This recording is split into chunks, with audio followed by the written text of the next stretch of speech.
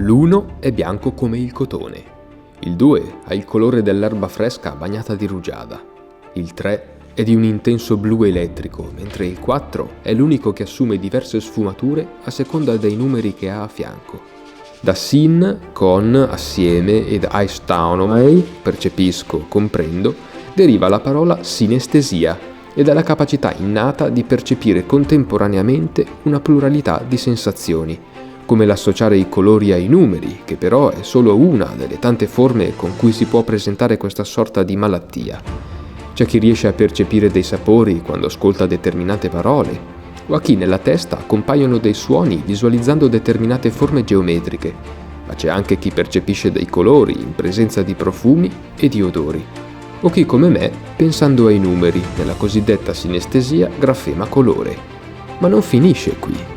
Ogni numero, ogni cifra assume una sfumatura ben precisa che non ho deciso io. I numeri possiedono quella tinta, ma i miei occhi non sono solo loro ad avere un colore. Quello che spesso rende increduli coloro a cui lo racconto e talvolta li confonde è la mia capacità di vedere i colori anche nelle persone.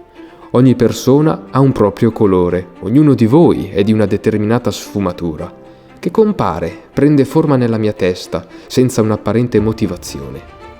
La mia mamma si tinge di un rosso molto intenso e tanto lucido.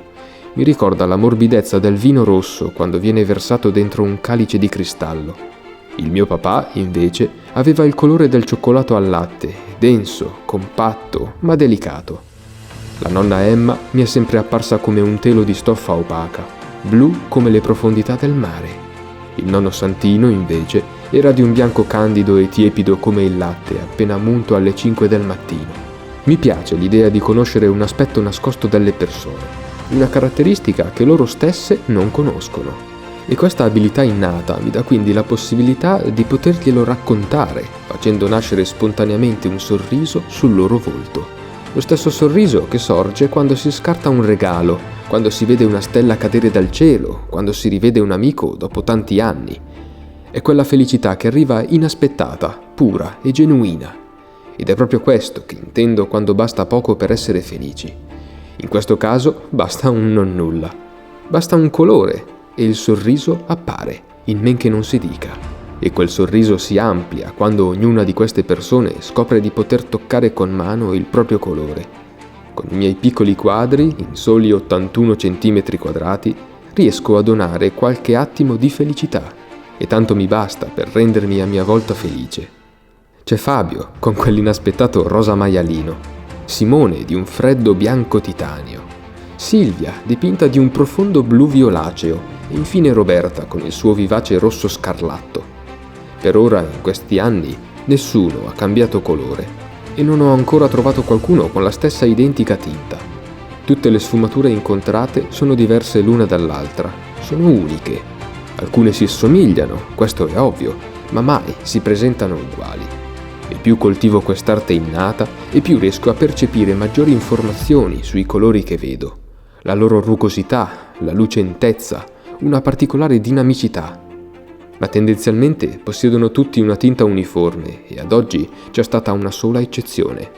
Un viola glicine, delicatissimo e impalpabile come lo zucchero filato, con delle leggere sfumature bianche e qualche vena sottile di color lavanda. Ed è stato il primo sorriso che ho voluto regalare, il primo quadretto dipinto.